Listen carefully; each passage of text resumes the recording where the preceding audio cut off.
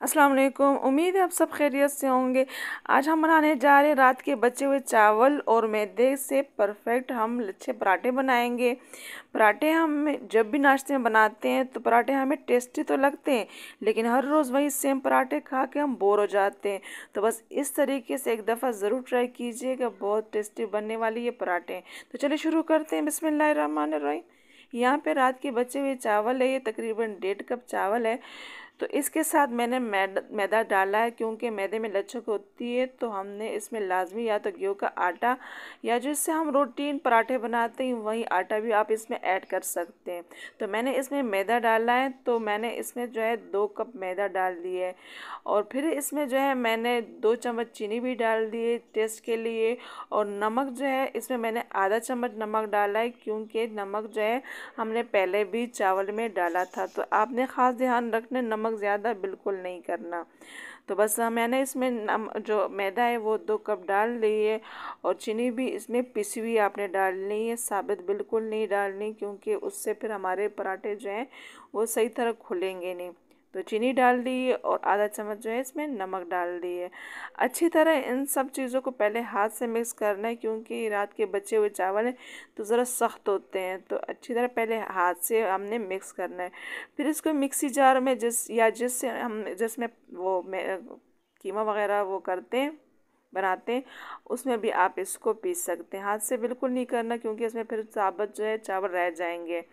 तो आपने एक चंद सेकंड के लिए इसको घुमाना है, फिर इसमें थोड़ा थोड़ा करके इसमें पानी शामिल करना है, लेकिन एकदम से ज़्यादा नहीं डालना, ना बहुत ज़्यादा डालना है, चंद कतरे कतरे डालना है। तो आप देख लेंगे कि जितना आप सख्त जो है आप पराठे के लिए आटा लेते हैं ना, उतना ही आपने लेना है, ना बहुत ज़्यादा सख्त ना बहुत ज़्यादा नरम। तो बस चंद सेकंड के लिए हमने जो है आटे को घुमा लिए और फिर थोड़ा सा हाथ से भी इसको सेट कर लेना है। और इसको 1 घंटे के लिए मैंने रख दिया था रेस्ट पे। तो आप देख सकते हैं ये ना बहुत सख्त है ना बहुत ज़्यादा नरम। तो इसको हमने रख देना है और थोड़ा सा ऑयल उसके ऊपर डालें ताकि इस पर पापड़ी ना आए। तो 1 घंटे के बाद थोड़ा सा इसको दोबारा हमने सेट कर देना है और इसके पेड़े बना देने हैं। तो पेड़े जैसे रूटीन के हम पराठे लेते हैं ना, उसे थोड़ा बड़ा लेना है, क्योंकि हमने इसके लच्छे बनाने होते हैं। तो आपने लाजमी थोड़ा सा पेड़ा बड़ा लेना है। और बिल्कुल आसानी के साथ आप देख सकते हैं कि ये जो है हाथ पे नहीं चिपक रहा और ना सरफेस पे, लेकिन लाजमी आपने थोड़ा सा या घी या तेल जो है हाथ पे उस सरफेस पे लगाना है, ताकि ये चिपके नहीं, क्योंकि इसमें चावल है ना तो वो ज़रा चिपकते हैं। तो बिल्कुल बेलन की ज़रूरत ही नहीं, ये आसानी के साथ ये हाथ से जो है आप देख सकते हैं ये रोटी हमारी खुल रही है। थोड़ा सा ऊपर जो है घी डाल देंगे। घी हम लाजमी डालते हैं पराठे में, क्योंकि घी से एक तो पराठे का टेस्ट अच्छा होता है, दूसरे इसके लच्छे बनते हैं। तो पिघला हुआ घी नहीं डालना, आपने ऐसे ही डाल लेना है। और यहाँ पे मैं पिज़्ज़ा कटर का इस्तेमाल कर रही हूँ, आप छुरी का भी कर सकते हैं, लेकिन पिज़्ज़ा कटर ज़रा आसानी भी रहती है और दूसरा सेम एक ही जैसे स्टेप्स हम कट देते हैं, वरना तो छुरी से थोड़े बहुत छोटे और बड़े रह जाते हैं। तो कोशिश कर लीजिए कि यहाँ पे पिज़्ज़ा कटर का इस्तेमाल कर लीजिएगा। तो जितने बारीक आप काट सकते हैं काट ले, उतने हमारे जो लच्छे हैं वो बिल्कुल परफेक्ट बनेंगे। और हमारा जो पराठा है ना वो अलग अलग सारे लच्छे इसके अलग अलग होंगे। तो आसानी के साथ आप देख सकते हैं ये कट रहा है और ना ही ये पिज़्ज़ा कटर पे चिपक रहा है। तो इससे आप अंदाज़ा कर लें कि ये आटा जो है हमने बिल्कुल नॉर्मल वो किया वो बनाया है। आपने हाथ से इसको नहीं करना, इसको जो है मिक्सी जार में ही वो करना है, गूंदना है।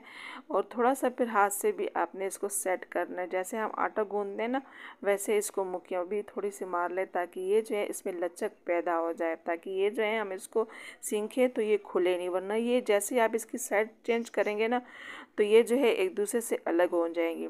तो यहाँ पे लाजमी आपने छुरी का इस्तेमाल करना है, क्योंकि ये जमीन सरफेस पे जो है ना ये चिपकती है।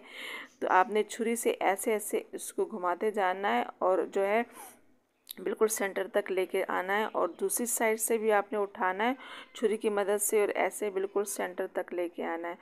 तो बस अच्छी तरह हमारा जो पराठा है वो तैयार होगा और इसके लच्छे भी बिल्कुल अलग अलग बनेंगे। तो बहुत आसानी के साथ ये बन रहा है, तो ज़रूर ट्राई कीजिएगा एक दफ़ा इसको।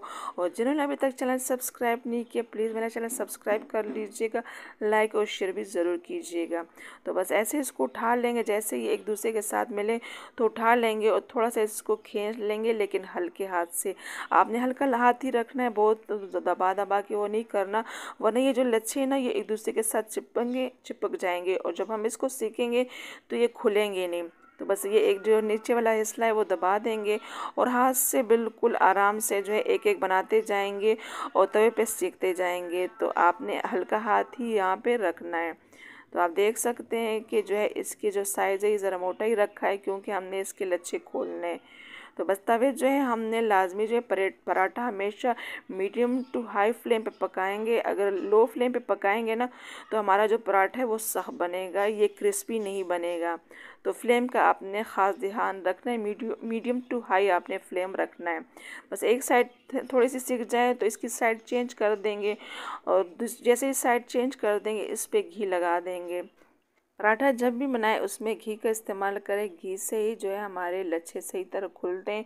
और पिघला हुआ घी नहीं, ऐसे घी आप डाल लें तो तभी आसानी के साथ हमारे जो लच्छे हैं वो खुल जाते हैं। अल्हम्दुलिल्लाह बिल्कुल परफेक्ट हमारा जो है चावल और मैदे का पराठा तैयार हो चुका है। बहुत मज़े का टेस्टी बनता है। ज़रूर इस नई तरीके से नए टेस्ट के लिए ज़रूर ट्राई कीजिएगा इस पराठे को।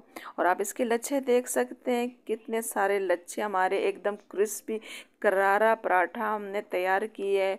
और आप इसके लच्छे अलग अलग देख सकते हैं कि बिल्कुल जो है इसमें जो है लचक है, ये टूट नहीं रहा है और ना ये जो है बिखर रहा है। तो बिल्कुल साबुत हमारे जो लच्छे हैं वो भी तैयार हो चुके हैं। तो ज़रूर ट्राई कीजिएगा इस रेसिपी को और अपना फीडबैक मेरे साथ ज़रूर शेयर कीजिएगा। इंशाल्लाह नई वीडियो के साथ फिर हाजिर होंगे, तब तक के लिए अल्लाह हाफिज़।